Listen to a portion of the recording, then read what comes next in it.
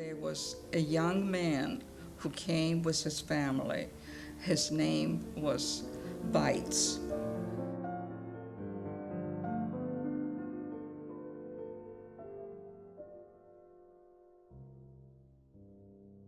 The Beitz family was the young man who came to Borislav in 1941 to manage the economic corporate life of the Beskiden Erdölgesellschaft or Karpaten Erdölgesellschaft.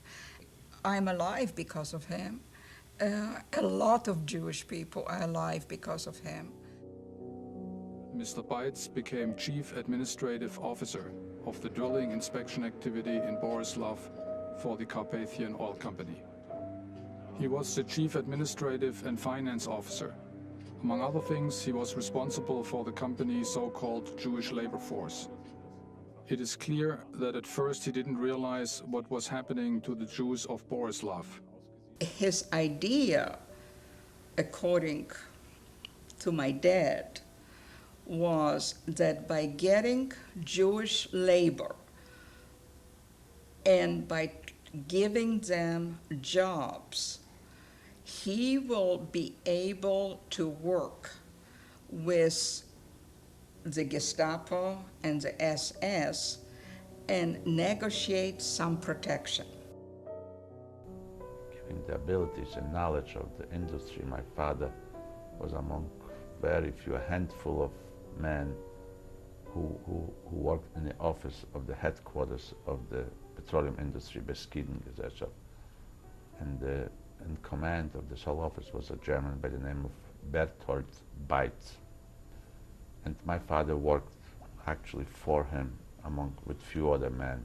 And in August 1942, they took away my mother and my sister, and I was working out of the, they call it, out of the house.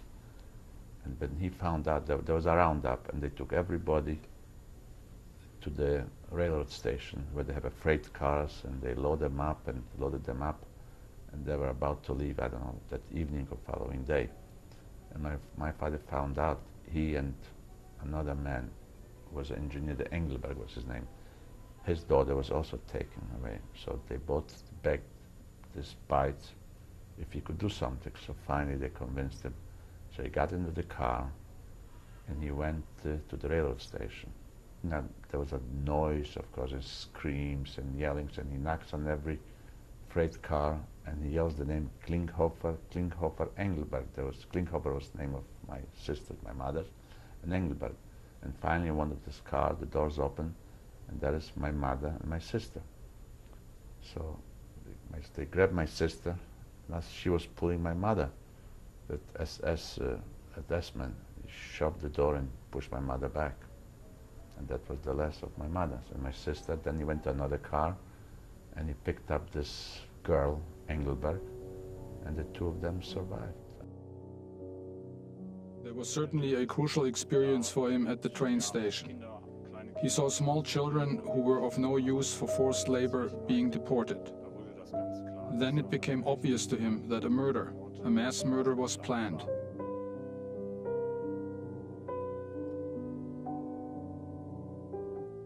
כשעבדנו שמה, יצאנו בבוקר מהבית כדי להגיע לווילה שלו, וכך יצאה גברת בייץ, צעירה, נחמדה, בלונדית כזו, גרמניה, ועם ילדה על הידיים, ואמרה לי, Sie haben schon gefrühstückt?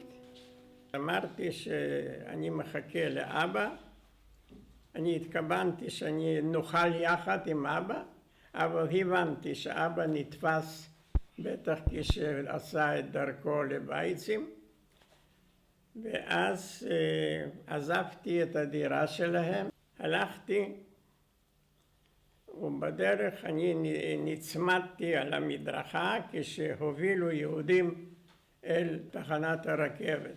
בינתיים הופיע גרמני, ומדהים כפי שהם עלו, ותפס אותי והכניס אותי לתוך המחסן. בפנים היה מצב נוראי. היו שם כ-800 איש כבר שנתפסו, וכל פעם הגיעו אחרים והדלת נפתחה. בסוף אמרו לי, אבא שלך שמה, באיזה מקום. הלכתי, פגשתי אותה.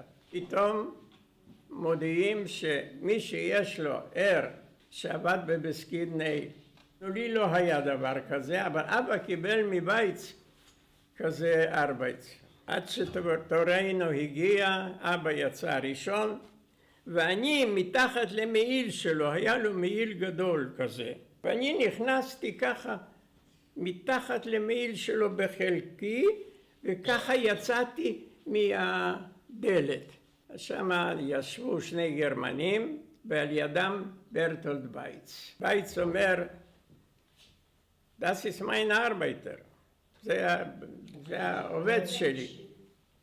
אז אבל אומר לו הקצין הגרמני, אין, הוא איננו, is nicht in Liste.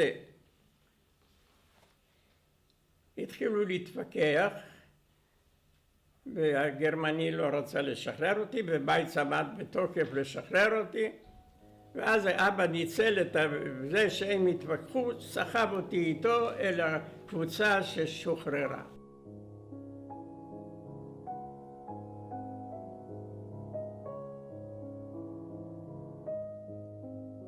My mother decided in that time, let's run into the fields and find a hiding place in a field. We ran out, the three of us, and we did run.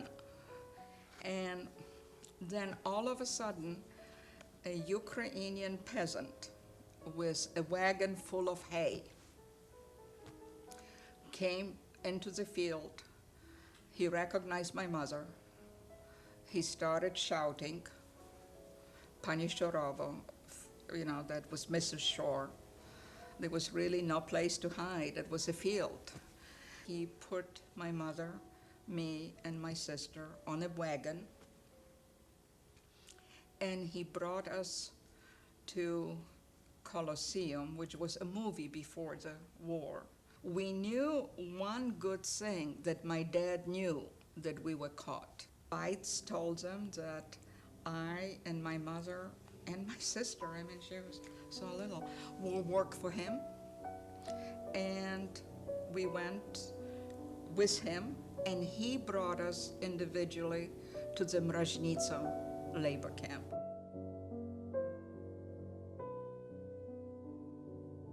בן דוד של אבי, ששמו היה גוסטף רוס, משפחה ידועה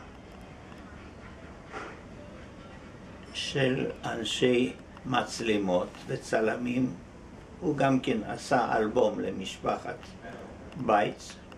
הוא סידר לי דרך בייץ ניירות, ואז בניירות הופעתי יותר מבוגר, 4 שנים, וכמובן מקום עבודה היה לי, עבדתי שם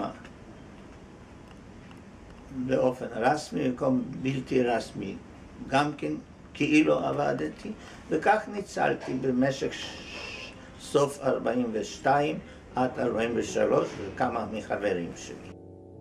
גרנו בגטו ביחד עם עוד 7-8 משפחות בדוח הקרב. ליד ביתי היה גר נער בגילי בשם לודוויג היס ביחד עם הוריו. גם הוא כמוני נחשב לבלתי לגלי, מאחר ולא צוידנו באות R שהבטיחה הגנה זמנית מפני משלוח למחנה המוות. בקיץ 1943 שמענו מאוחר בלילה צעקות בגרמנית ובאוקראינית שהלכו וקרבו למסתור בו לנו. מיד נפרץ לוח אחד של המסתור, ולאור הפנסים של המחפשים התגלנו.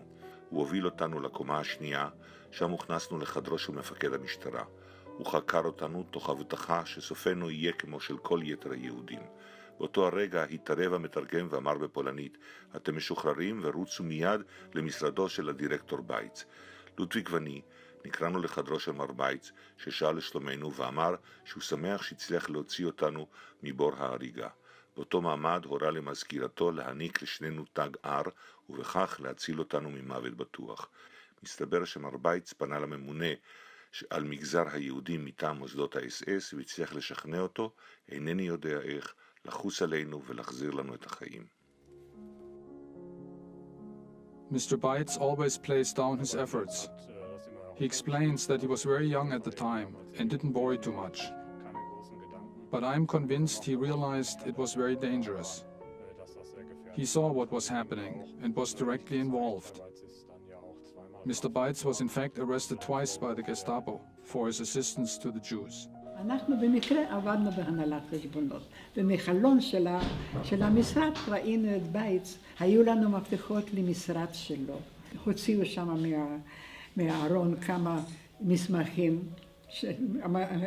מסמכי עבודה, פולנים, זאת אומרת, מסוג שהוא עובד, נתנו על זה את החותמת, ושם היה פקסימיליה של בייץ, זאת אומרת חותמת שלו, והוציאו כמה מסמכים האלה.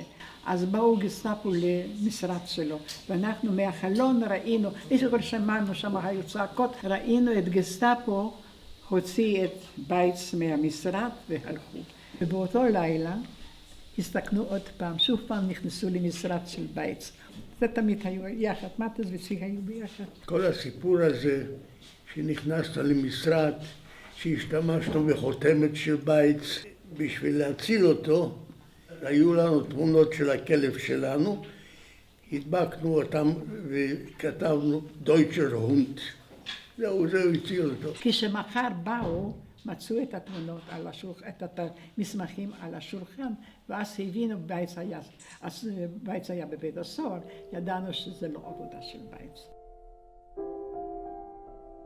בייץ היה שם הכל על קלף אחד, כי במקרה והיו תופסים אותו בלשון פשוטה, או במקרה והיו רואים מה שהוא עושה, מיד לוקחים אותו והורגים אותו, גם את אשתו וגם את הבת הקטנה שלו, ולבת היו מוסרים לאיזה אימוץ. זה דבר לא משתמע לשתי פנים. הוא היה בן אדם מאוד ישר, מאוד הומני ומאוד רגיש לסבל. בייץ היה גם בן אדם אציל נפש. הוא עזר בכל המובנים, ועל זה מגיע לו הערכה, והוא צריך להישאר כזה על מנת שגם דורות הבאים ידעו איזה נר